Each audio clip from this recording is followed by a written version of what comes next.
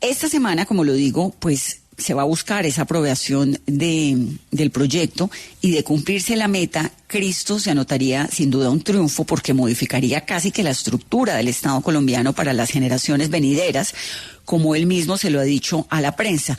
Es un proyecto de su autoría, que lo radicó a inicios del año por intermedio de los congresistas de su partido En Marcha, y que tiene el apoyo de las bancadas del gobierno, incluyendo hasta los partidos de la oposición. Pero hay muchos inconvenientes, hay muchas preguntas. Desde el Ministerio de Hacienda hay muchas inquietudes sobre esa nueva articulación de la economía del Estado colombiano. ¿Qué sabemos, Pascual, más sobre esta reforma? Pues Vanessa, sabemos que esto causa grandes incertidumbres porque podría tener un aumento del gasto general del Estado, porque le entrega una plata a departamentos, a municipios y a distritos, pero todavía no le entrega nuevas competencias, cosa que se tendrá que definir por ley, y porque debilita completamente el Estado central. Hemos hablado siempre en Colombia de un presidencialismo, de una especie de centralismo, pero en este momento el gobierno o el Estado le entrega cerca del 20% de los ingresos corrientes de la nación, de toda la bolsa de plata de la nación, le entrega el 21% a departamentos, a municipios, a distritos. Esto va a ir aumentando progresivamente y en 12 años le tiene que entregar el 39%, o sea que dobla esa cifra. El gobierno central quedará entonces sin plata, porque tiene que entregar esta plata a municipios, departamentos y distritos, tiene que entregar la plata que se le entrega al magisterio, que es importante cada año, y tiene que pagar la deuda. Con eso le quedarían apenas el 10% de los ingresos. El gobierno central se convertiría en una especie de girador de esos 3 grandes cheques, y toda la responsabilidad estaría en los departamentos, distritos y municipios que no tienen nuevas competencias, que está por definirse el tema. Así que muy seguramente, si el gobierno sigue teniendo los grandes encargos, pero ya no tiene la plata, tiene que aumentar el presupuesto nacional. Y que vemos en este momento que baja el recaudo, que el gobierno tiene menos plata y tiene más obligaciones para gastar. Esto haría dificilísimo el tema fiscal. Vamos a hablar, para que tratemos de comprender los pros, los contras, por qué esto es importante, por qué hay una alerta prendida como la ha encendido Juan Carlos Echeverry, quien fue ministro de Hacienda y de Crédito Público. Vamos a hablar con el exministro Echeverry, vamos a hablar también con Daniel Castellanos García, que es economista, que es asesor técnico del Ministerio del Interior en este proyecto precisamente del acto legislativo, que pretende reformar, como lo digo, el sistema general de las participaciones. Y también con Julián López, que es experto en descentralización. Él es el director de Nalanda Analítica, magíster en regulación del London School of Economics. Voy a arrancar, Pascual, si le parece, con Daniel Castellanos, que es el asesor del Ministerio del Interior, para que nos explique este proyecto del acto legislativo, en qué consiste, por qué es necesario, cuál es el fundamento. Doctor Castellanos, me da gusto tenerlo en 10 AM, bienvenido. Vanessa, Pascual y todos los oyentes, es un placer estar con ustedes. Ahora, si todo...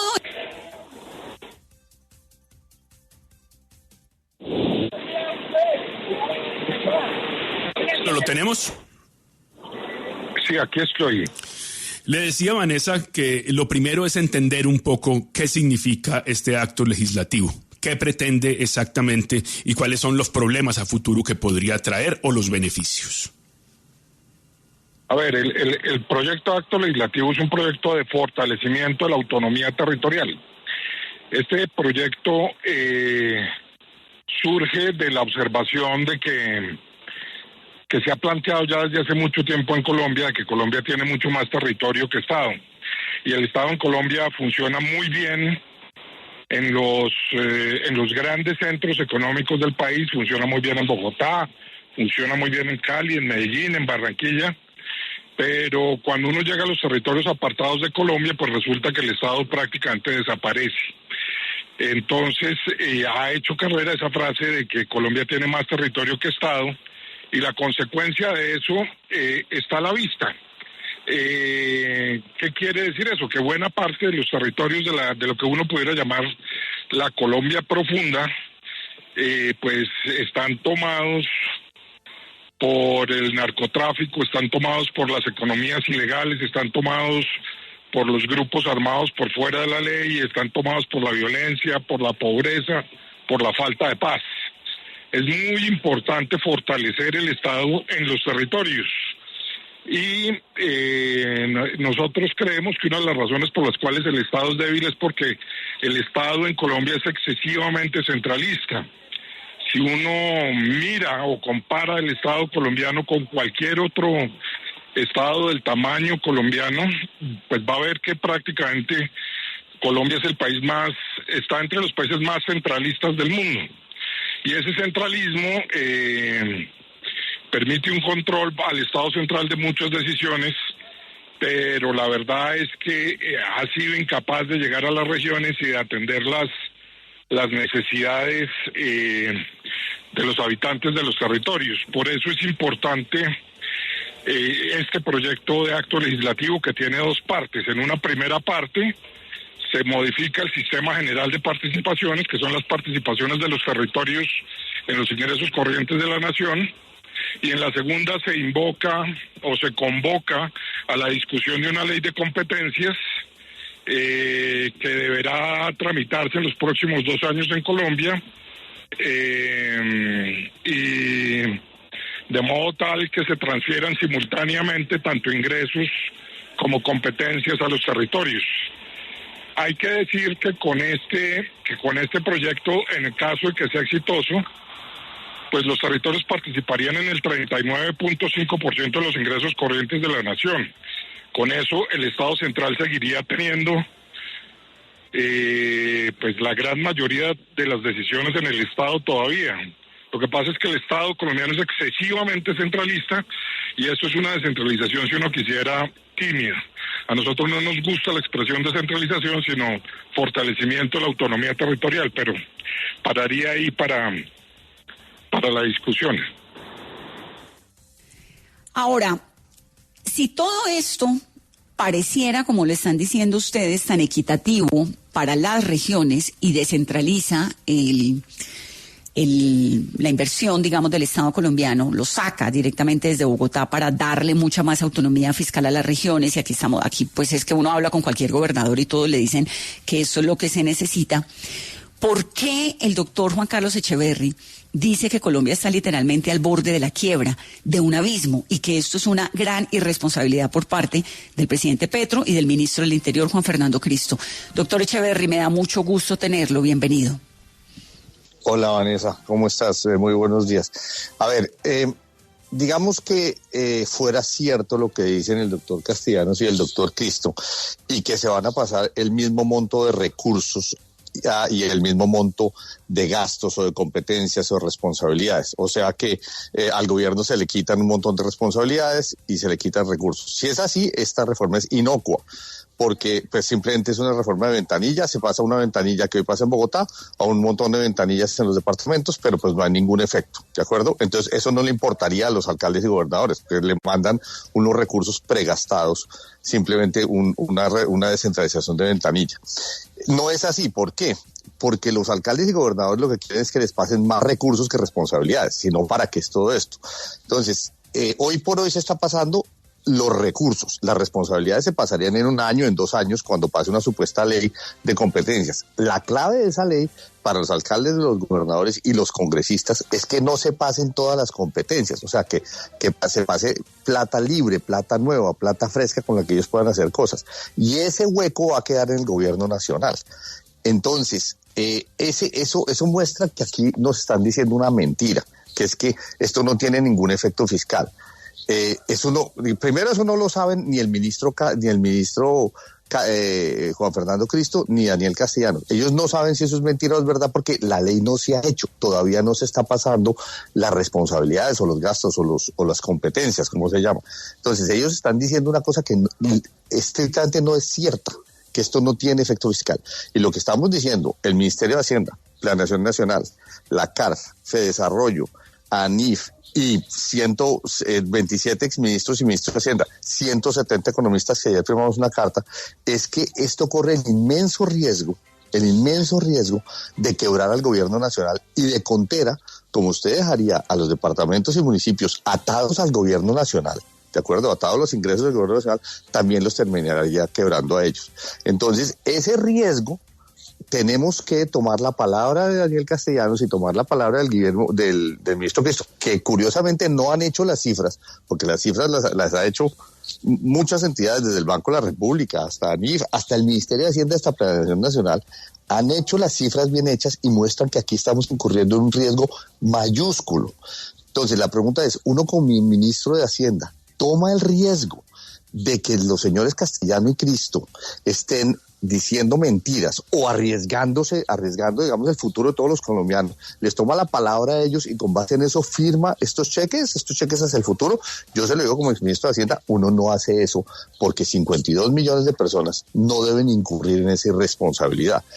Eso es lo que está pasando aquí. Ellos nos están diciendo que ellos saben algo que no saben y nosotros les estamos diciendo, vea, sabe que no les creemos y nosotros creemos que aquí nos estamos jugando el futuro del país. Julián López Murcia es nuestro otro invitado, es experto en descentralización y ha sido consultor del Banco Mundial, del BID, de la Universidad de Chicago. Doctor López, buenos días. Yo quiero ponerlo en el fiel de la balanza. Nos ha dicho el señor Castellanos que esto es una necesidad para llegar a los territorios olvidados de Colombia, que es una necesidad frente a un Estado muy centralista, y nos dice el doctor Echeverry que esto simplemente va a llevar al Estado a la quiebra. ¿Cómo ve usted? ¿Esto es un asunto de oportunidades o es un asunto de riesgos? Buenos días, Pascual. Buenos días, Vanessa y oyentes. Pues el mundo, como usted lo indica, Pascual, yo creo que no es tan en blanco y negro como le estaba planteando Daniel y como le está planteando Juan Carlos Echeverry, ¿no? Aquí nosotros tenemos que recordar que ese poder transformador del gasto público, que es la garantía efectiva de derechos, depende de las capacidades de quien esté a cargo del gasto público. Es decir, no es suficiente simplemente con pasar la plata, ¿no? Y este proyecto en particular le da una velocidad tremenda al gasto público subnacional. El problema es que no desarrolla suficientemente la capacidad de maniobra de los departamentos y de los municipios para usar todos esos nuevos recursos, ¿no? Y además el proyecto tampoco incluye unos mecanismos que le puedan dar tranquilidad a todo el mundo de que esa mayor velocidad del gasto público subnacional pueda ir acompañada de una disminución similar del gasto público nacional, ¿no? Entonces, ¿qué puede pasar, Pascual? ¿No? Puede pasar que la plata se use mal a nivel subnacional, ¿no? Que sin capacidades institucionales esa plata simplemente engorde a los clientelistas de siempre, ¿no? ¿Qué también puede pasar? Que el gobierno nacional continúe con el actual tren de gasto y se tenga que endeudar para cubrirlo, ¿no? Porque cada vez va a tener que transferir más recursos a los departamentos y municipios. Y ambos efectos, ¿no?, van a terminar perjudicando al ciudadano común y corriente, al ciudadano colombiano que, la verdad sea dicha, no está acostumbrado a los efectos de la inestabilidad fiscal, de la inestabilidad macroeconómica, que entre otros pues ya advirtió el equipo de investigación desde el Banco de la República, ¿no? Pero ¿qué hay detrás de toda esta reforma, Pascual? Lo que hay detrás de esta reforma es que es imposible que Colombia alcance todo su potencial de desarrollo con el actual modelo. Este modelo centralista no va a permitir que el país salga adelante. Eso es una realidad. Es un país, como dijo Daniel, exageradamente centralizado, ¿no? Es decir, necesitamos descentralizar, pero descentralizar bien, ¿no? Y la verdad sea dicha es que a este punto de recentralización, el país llegó después de esa gran descentralización del 91, a este punto de descentralización, Pascual, llegamos de la mano de los clientelistas que ahora, ¿no?, se presentan como adalides de la lucha por volver a la Constitución del 91, y además llegamos de la mano de los tecnócratas que fueron los que promovieron las reformas recentralizadoras del 2001 del gobierno Pastrana, del 2007 del gobierno Uribe y del 2011 del gobierno Santos, ¿no? Y yo creo que en relación con la intervención de Juan Carlos Echeverry, de nuevo estamos, digamos, tratando con mucho desdén lo que puede ocurrir con la generación de capacidades. Es que incluso si la reforma fuera 1 a 1, es decir, si se cumpliera lo que está diciendo Daniel, de que lo que se le va a los municipios se le quita al gobierno nacional, yo discrepo completamente de Juan Carlos Echeverry en decir que eso sería minúsculo y que eso será una reforma ventanilla, porque asignarle esas tareas a los municipios colombianos sería un cambio trascendental.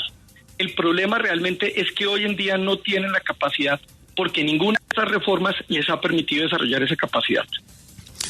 Yo quiero preguntarle a Daniel Castellanos, que ha sido asesor técnico del Ministerio del Interior en este proyecto, sobre algo puntual, que menciona el doctor López, y es la capacidad institucional.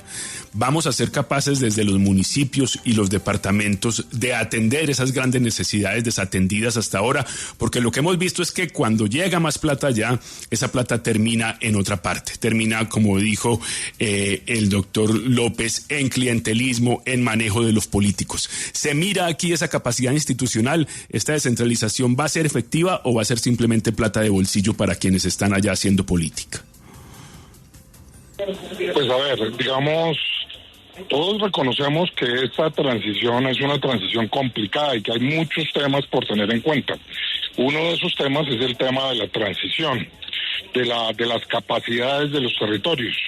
Y es evidente que hay algunos territorios que tienen plena capacidad de asumir inmediatamente esas responsabilidades, mientras que hay otros territorios que no.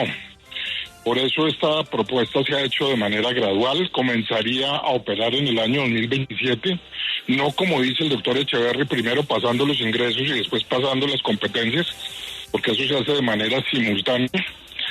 Y después de haber hecho los cálculos con el Ministerio de Hacienda, también a diferencia de lo que dice el doctor Echeverry.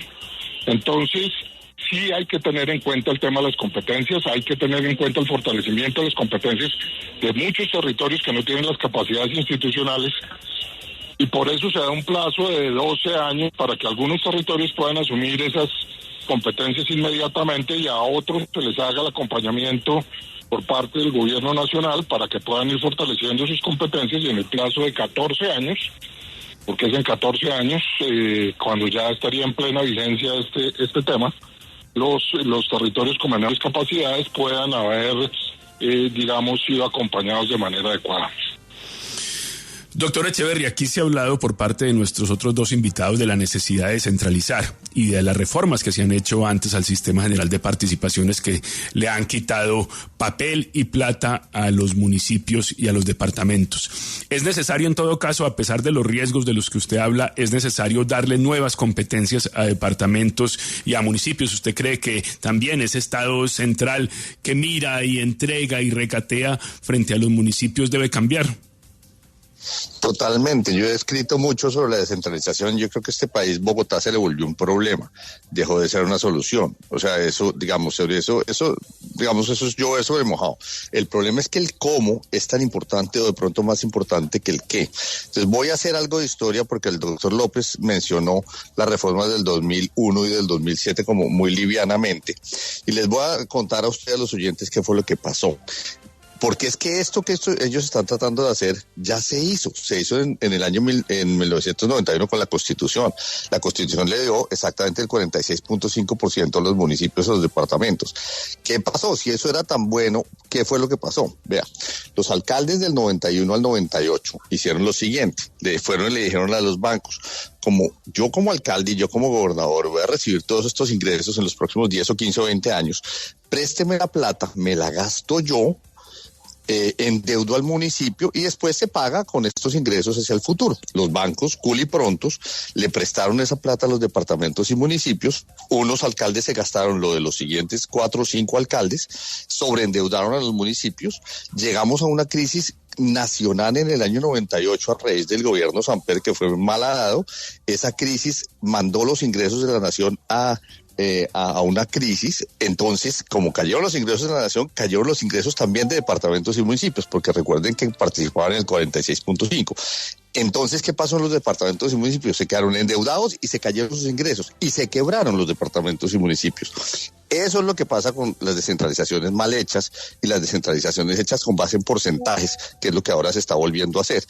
Que ahí sí el doctor López acierta: si se hace una descentralización con puros porcentajes y si no se piensa qué es lo que se va a hacer, los alcaldes y los gobernadores generan un caos por su instinto político de sobregastar. Entonces, ahí fue en 2001, como reacción a la quiebra de los departamentos y municipios y a la quiebra del gobierno nacional central, que nosotros convencimos, porque yo era director de planeación, que para ellos era mejor desligarse del gobierno nacional central, tener un crecimiento garantizado hacia el futuro, que no dependiera de los ingresos de la nación y que nos permitieran desquebrar al Estado, al gobierno nacional, y desquebrar a los departamentos y municipios. Entonces, esa es la historia que es fundamental entender. uno piensa en un mundo de ángeles, que es que los alcaldes y los gobernadores y también los ministros de Hacienda se van a comportar como ángeles y entonces la descentralización no va a generar problemas. Yo se lo estoy diciendo porque yo estuve aquí, fui director de planeación en esa época y me tocó manejar esa crisis y la salida de esa crisis fue esa. Ahora, dicho lo cual, fíjese lo que está pasando ya hoy sin la reforma actual. Los ingresos de los departamentos y municipios por el Sistema General de Participaciones están creciendo de 3.3% del PIB en 2022 a 5.4% en 2026. Ya se está dando la descentralización que se quiere, descentralización con la cual yo estoy de acuerdo. De nuevo, y cierro con eso, lo importante no es el qué, sino es el cómo. Mi crítica a los doctores Cristo y Castellanos es que el cómo que están haciendo, están repitiendo la historia del 2001, el 1991-2001, la historia de la Constitución, y en el entretanto nos van a mandar una crisis. Ahora, no lo digo yo, no me crean a mí, créanle al Banco de la República, a Planeación Nacional, a 27 ministros y ministros, a 150 economistas, a ANIF, a Fedesarrollo. Todo el mundo está diciendo estas cosas, en parte de las que ha hecho el doctor López. Se están haciendo transferencias sin hacer, sin generar las capacidades y las cortapisas que debe haber, y estamos abocados a repetir una historia que ya conocemos, la historia que sucedió entre el 91 y el 2001, pero peor con esteroides, porque esta vez vamos a dejar el gobierno quebrado, o quebrándose paulatinamente desde el año 2027 en adelante.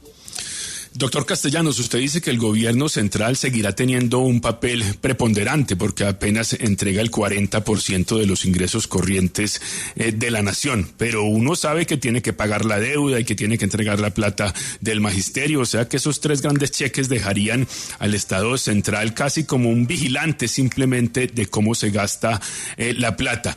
¿No le parece paradójico que desde el gobierno central ustedes impulsen una reforma para marchitar de alguna forma al gobierno central?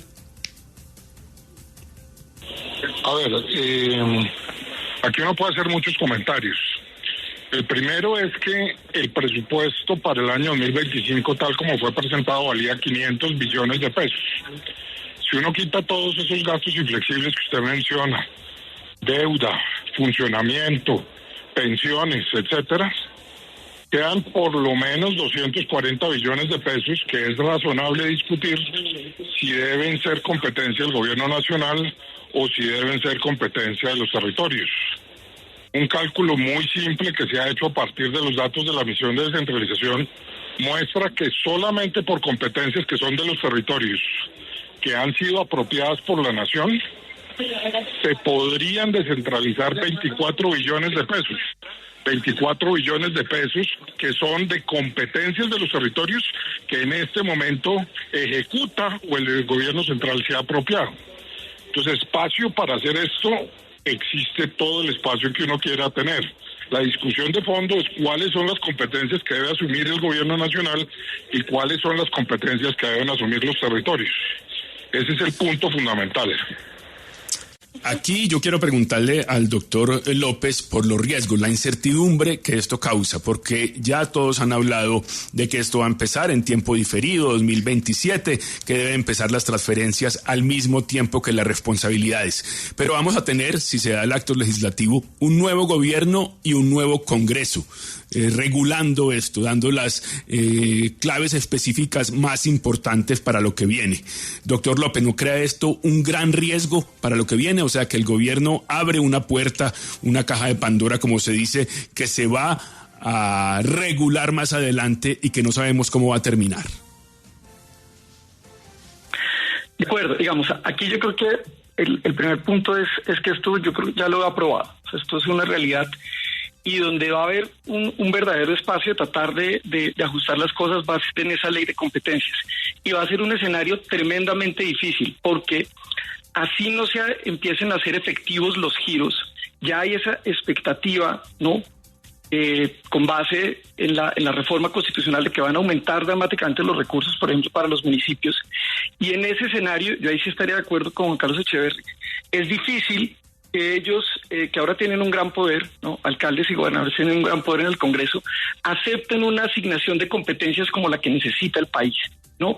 Entonces, el riesgo no es que no salga esa ley de competencias, sino el gran riesgo es que salga una ley de competencias muy mala en el sentido de que no permita que este gasto público que se va a aumentar a nivel subnacional tenga los efectos sobre el bienestar de las personas, ¿no? Y le voy a dar simplemente el ejemplo de agua potable, ¿no? Hoy en día hay casi que un consenso técnico en que los temas de agua potable, de acueducto, de alcantarillado, no se deberían manejar a nivel municipal, sino por ejemplo a nivel de cuencas, ¿no? Es decir, reconociendo la realidad territorial del agua, y que para que una empresa sea verdaderamente viable necesita, por ejemplo, más de 100.000 usuarios. Hoy en día el país tiene un sinnúmero, miles de prestadores de servicios públicos, cada municipio tiene el suyo y eso es ineficiente, ¿no? En una nueva ley de competencias, si se trabajara simplemente desde el punto de vista técnico, eso tendría que cambiar.